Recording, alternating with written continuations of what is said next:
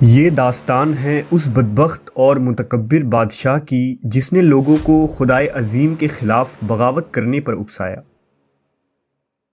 نمرود جو آسمان کے خدا سے جنگ کرنا چاہتا تھا، لیکن ایک کمزور مخلوق نے اسے کیسے ہلاک کیا۔ 3000 سالوں بعد جب نمرود کی لاش برآمد ہوئی تو اسے لوگوں سے کیوں چھپا دیا گیا؟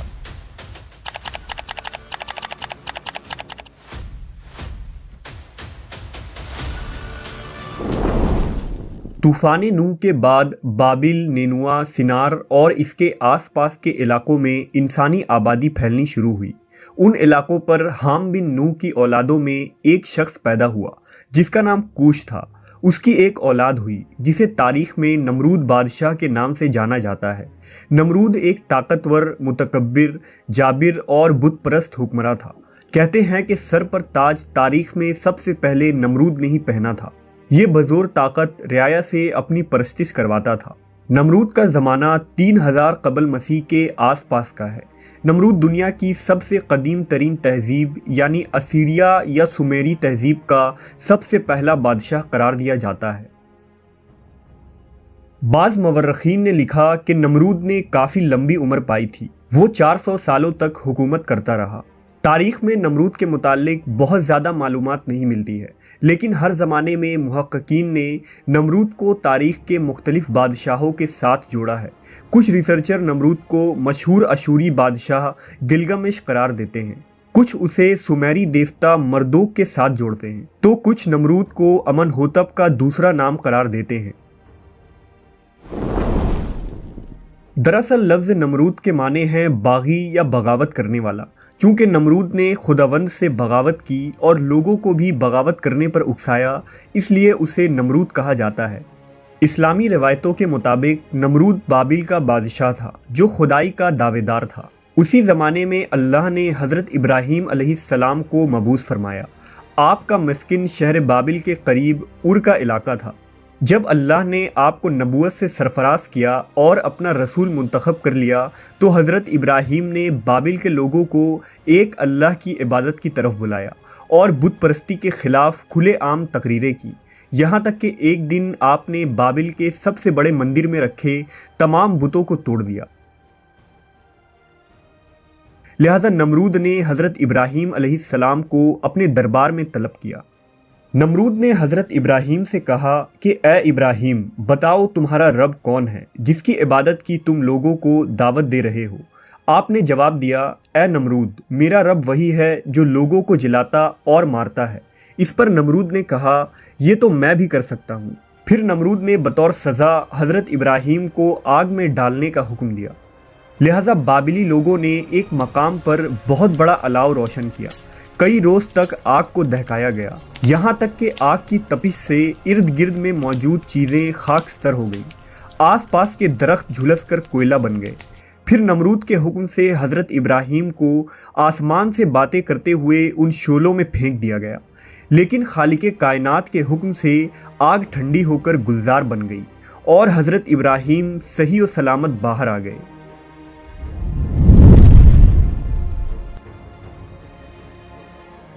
نمرود یہ منظر دیکھ کر پکار اٹھا کہ اے ابراہیم، واقعی تیرا خدا عظیم ہے اور اس قدر قدرت رکھتا ہے کہ اس نے تیرے اور آگ کے درمیان رکاوٹ پیدا کر دی۔ میں اس کی قدرت اور عظمت کی وجہ سے اس کے لیے قربانی کروں گا۔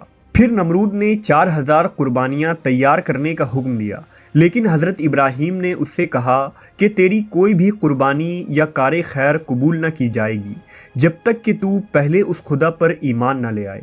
نمرود نے جواب دیا، اس صورت میں تو میری حکومت ختم ہو جائے گی اور میں یہ بات گوارا نہیں کر سکتا۔ بہرحال وہاں موجود کچھ عقل مند اور بیدار دل لوگ اللہ پر ایمان لے آئے۔ نمرود نے حضرت ابراہیم کو رہا کر دیا اور آپ شام کی طرف ہجرت کر گئے۔ پھر نمرود نے خدا کی تلاش اور آسمان کے خدا سے لڑنے کے لیے ایک بلند و بالا مینار کی تعمیر کروائی جو مینار بابل کے نام سے مشہور ہوا۔ کہتے ہیں کہ اس مینار پر چڑھ کر نمرود آسمان کے خدا کو للکارتا اور جب آسمان سے کوئی جواب نہ آتا تو وہ غرور و تکبر سے ہنستا اور لوگ اس کے آگے سجدہ کیا کرتے۔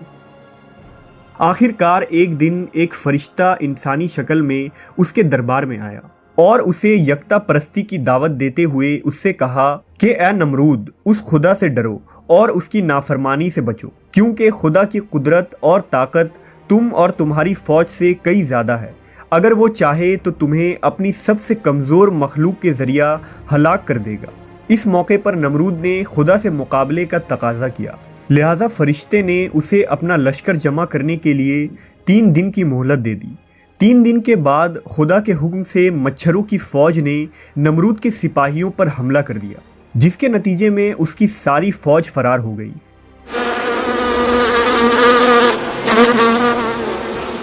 اللہ رب العزت نے ایک مچھر کو نمرود پر مسلط کر دیا جو ناک کے راستے نمرود کے دماغ میں داخل ہو گیا۔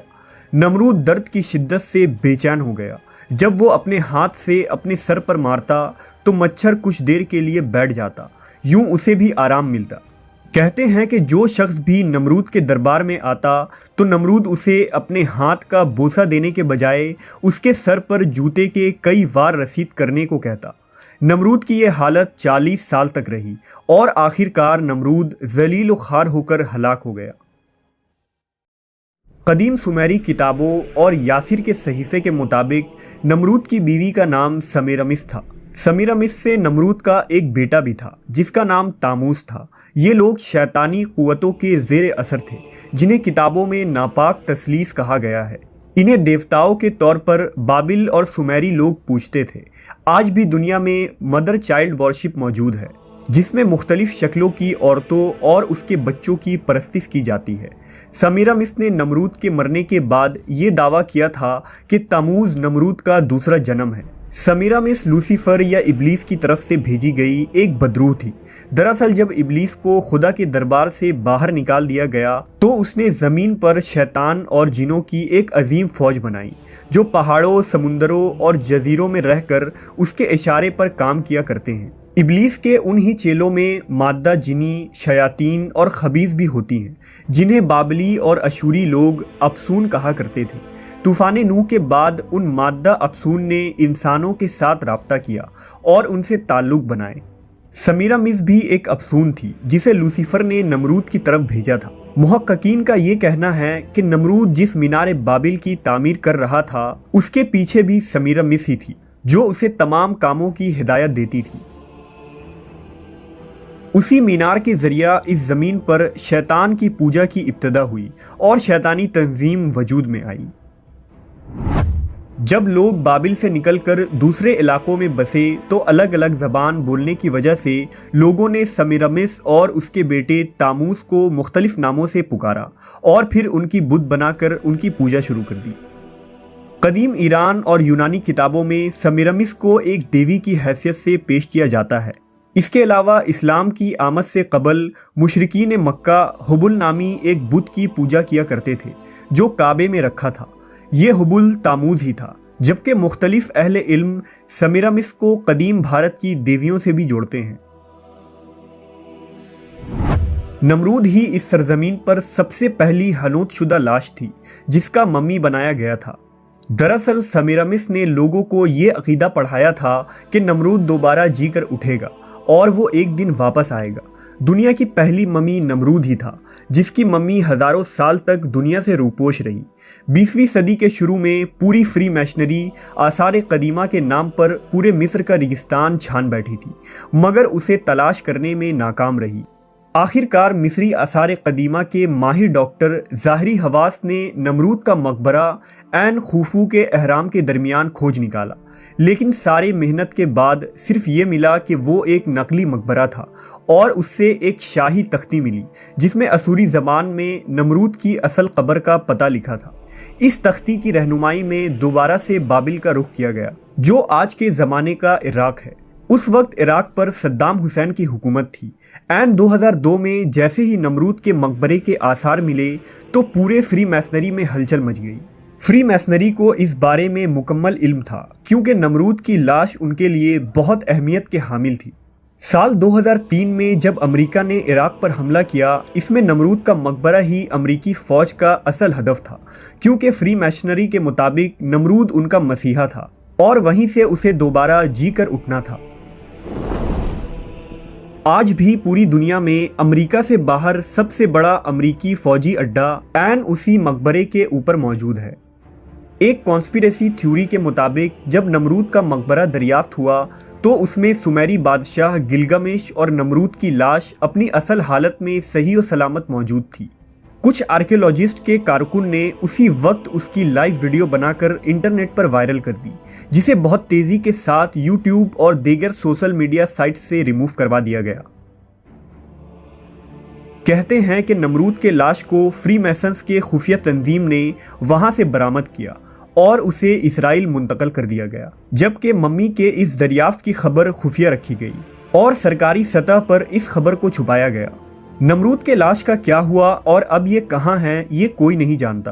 कुछ लोगों का दावा है कि उसे इसराइल मुंतकल कर दिया गया था, जबकि बाज़ लोगों का ख्याल ये है कि ये लाश अब भी उसी मकबरे में मौजूद है जहां अमरीकी फ़ौजी अड्डा कायम है और उसकी हिफाजत हाई लेवल सिक्योरिटी के साथ की जाती है।